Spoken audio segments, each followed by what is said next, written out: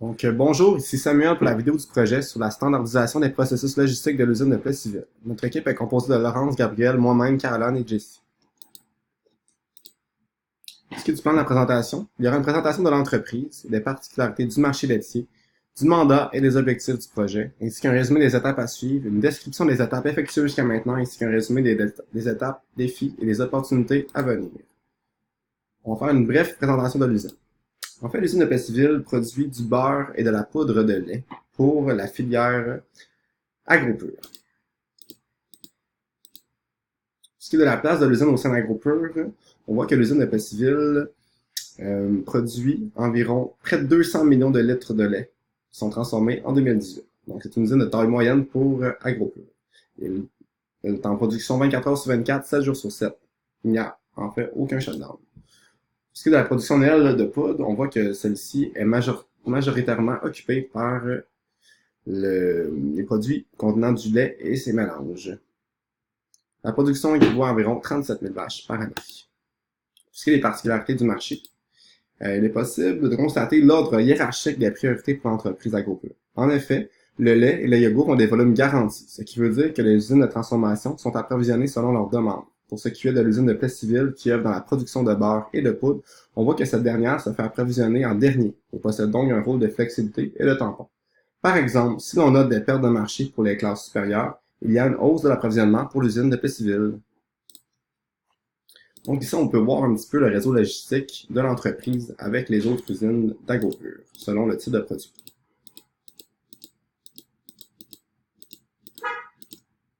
Notre mandat chez AgroPure. En fait, notre mission, c'est de faciliter le travail des employés à l'expédition. Comment? En standardisant le processus d'expédition par la création d'un SIAD, donc un système informatisé d'aide à la décision. Le gros défi dans notre projet, c'est que l'approvisionnement varie grandement sur de courtes périodes de temps, comme on vient de le voir. L'outil actuel, communément appelé l'agenda, ce dernier est un outil papier ayant été conçu pour la planification de la production ainsi que le suivi des encours de production.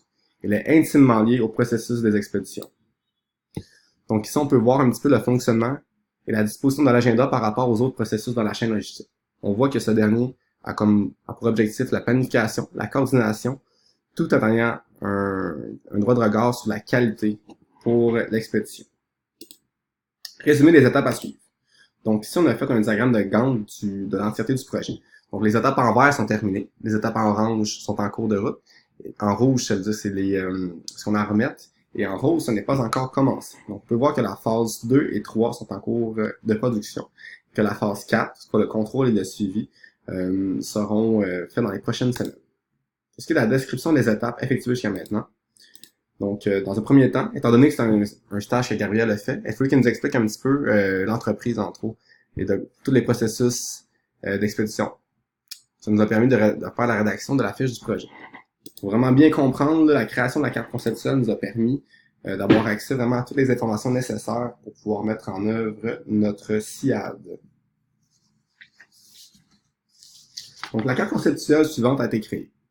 Ainsi, si on analyse rapidement, le processus dépend de 4 grandes branches de l'entreprise, soit l'entreposage interne, la production, la qualité et l'entreposage externe. Au final, l'outil doit donc considérer l'espace nécessaire dans l'entrepôt interne pour la production, ce qui détermine la quantité de produits finis pouvant être expédiés.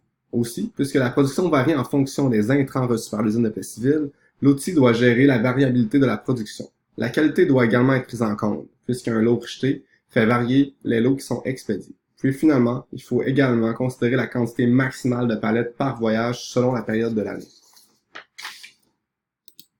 Donc, maintenant, on est rendu à la troisième étape, c'est-à-dire l'écriture de l'heuristique et la programmation de l'outil pour la mise en place du SIAD. Donc, premièrement, c'est important de comprendre la logique décisionnelle derrière cette heuristique. Donc, la première étape, c'est un envoi composé d'un même article. Deuxième, envoi composé du moins de lot possible. Et 3, le fractionnement d'un lot, si celui-ci peut être complètement ou facilement attribué à une expédition. On va comprendre plus précisément à l'aide des étapes dans la prochaine diapositive. Donc là, on peut voir les étapes de résolution de l'algorithme qu'on a mis en place dans notre SIAD. Donc, l'étape 1. Pour chaque lot n'ayant pas le nombre de standards de palettes, soit 20, associé à l'article et devant être complété, trouver un lot complémentaire. Si trouvé, associer l'ensemble sur un numéro d'expédition. L'étape 2. Pour chaque lot expédition, lorsque rassemblé, cherchez un lot d'un même article permettant de maximiser un envoi. Un envoi est maximisé lorsqu'il y a 24 palettes. Par la suite, pour chaque lot devant contenir 20 palettes, vérifiez si le nombre de palettes manquantes est un multiple de 4. Trouvez un lot de plus petite taille ayant un multiple de 4 et prendre le nombre de palettes nécessaires. Étape 4. Pour chaque lot non complété, complétez l'expédition seulement si on peut maximiser l'envoi. Si nécessaire, effectuez un fractionnement des lots pour compléter. Et finalement, tentez de former le plus d'envois possible sans considérer le type d'article.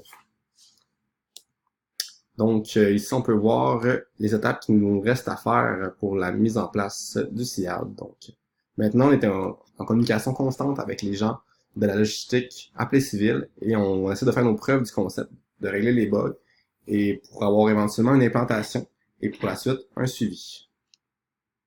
Pour finir, on a mis en place un diagramme maquette-OM. On va le résumer selon les défis et les opportunités.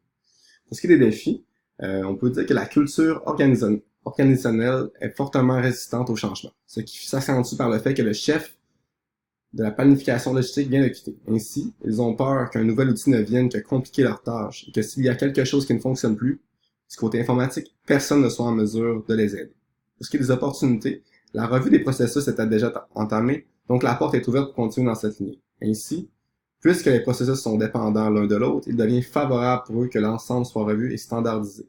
Également, puisque d'autres outils ont déjà été conçus et qu'ils fonctionnent, c'est donc encourageant pour eux.